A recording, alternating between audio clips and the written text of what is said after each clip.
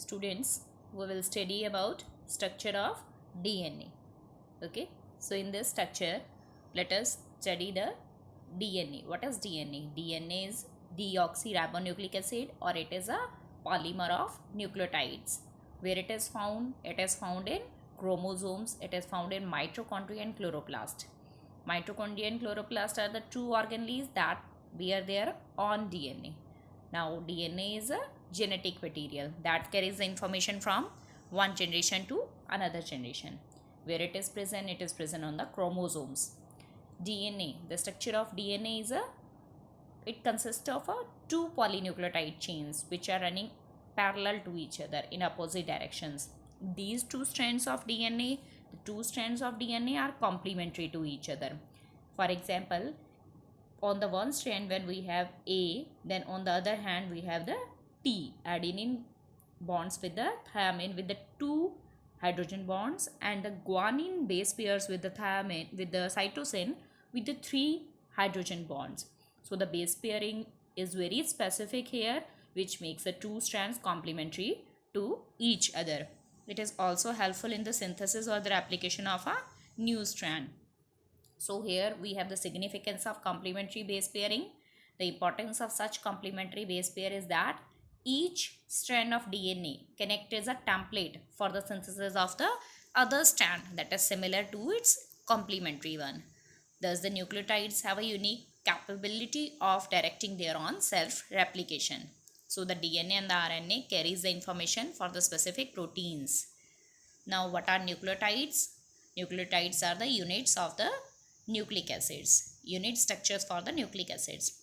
A nucleotide consists of nitrogenous base pair, and there are five nitrogenous base pairs, and are of two types. These are of two types. The first one are purines and the second ones are pyrimidine. First are purine and the second one are pyrimidines.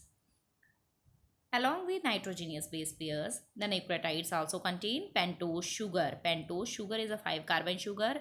Then we have a phosphate group that is isolated from H3PO4, that is derived from H3PO4. That is, it is a phosphate molecule. So overall we have the nitrogenous base pair, pentose sugar and phosphate constitute a nucleotide. Now, nitrogenous base pairs are of two types. These are purines and pyrimidines. A purine is a double ring structure and the pyrimidine is a single ring structure. The purine are of two types, adenine and guanine, and the pyrimidine are of three types, cytosine, thymine and uracil. So here we have the basic structure of pyrimidine and purine. In the structure of pyrimidine, the pyrimidine molecule is a single ring structure, and it bears nitrogen at two positions, that is first and third position. In this benzene ring structure, it bears nitrogen at first and third position. So but in case of purine, the nitrogen is present at four positions: first, third, 7th and 9th position. Next we have pyrimidine. The basic structure of pyrimidine is given here, and from this pyrimidine we have after substitution we have three different type of pyrimidines. These are cytosine, thymine and uracil. Okay, now cytosine and thymine are present in DNA, while uracil is present in RNA.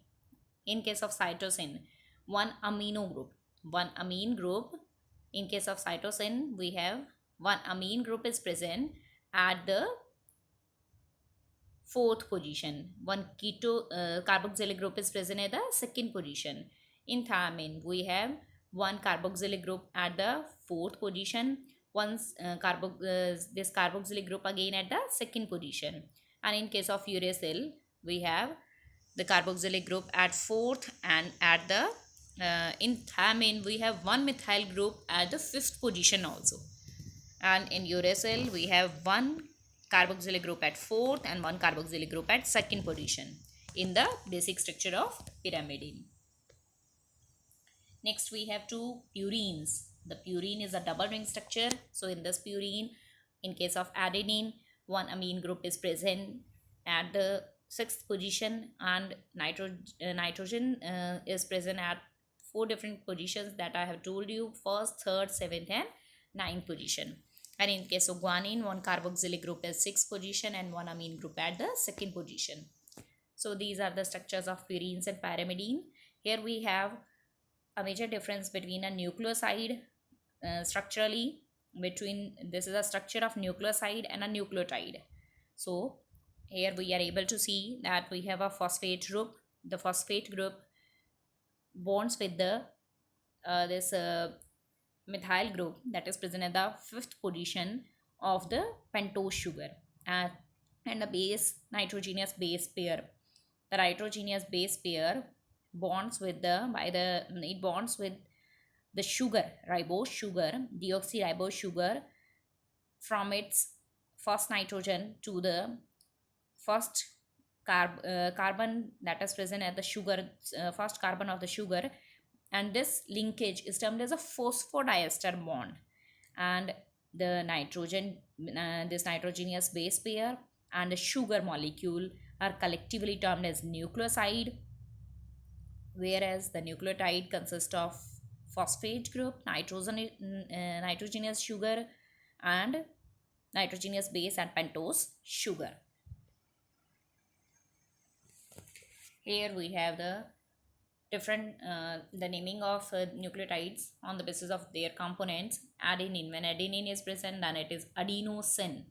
Then the sugar is adeno, nucleoside molecule is adenosine, and the nucleotide molecule is adenylate. Similarly, guanosine, guanylate, cytosine, cytidine, and cytidylate. Then we have thymidine, thymidylate, uridine, uridylate, on the basis of presence of their pentose sugar. Here we have the primary structure of DNA molecule, that is a polynucleotide chain.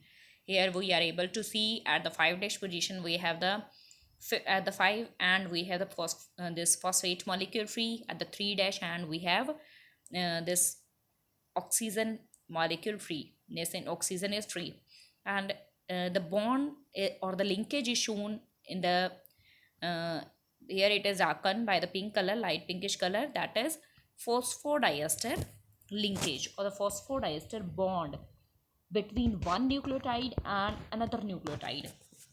So by the help of this phosphodiester linkage, the DNA molecule is joined together and it forms a polynucleotide chain. Now here you have a secondary structure of DNA, that is double helical structure of DNA in its secondary form. Okay, so now here we have the two anti-parallel polynucleotide chains that exist that are present on the same axis, and in this molecule we have sugar phosphate act as a this sugar phosphate act as a backbone that wraps around the periphery, and the base pairs ATGC, they base pairs with each other by the help of hydrogen bonds, and here we have the complementary base pairing. So during this in this model we have Watson and Crick, they gave this model of double helical structure in which it states that nitrogen base pairs adenine base pairs with thymine and cytosine base pairs with guanine, and 3 hydrogen bonds will be there. So 2 hydrogen bonds between AT base, when AT base pairs, it base pairs by 2 hydrogen bond, and when GC base pairs, GC base pairing takes place by the formation of 3 hydrogen bonds. We have 3 different types of DNA, that is aDNA, bDNA, and zDNA. A is right helical and B is again right, Z is left-handed. Number of base pairs present in aDNA is 11, in B it is 10.4, and in Z it is 12. Now rise per base pair along the axis, that is 0.23 nanometer in case of A. The common form, that is B, in which it is 0.34 nanometer, and in Z it is 0.38 nanometer. The pitch is 3.4 in bDNA, that was very common, and diameter is 2.37. Next we have the conformation of glycosidic bond. between in aDNA it is anti-parallel, and in B it is anti, and in the Z it is alternating anti and syn. Now we have the tertiary structure of the DNA.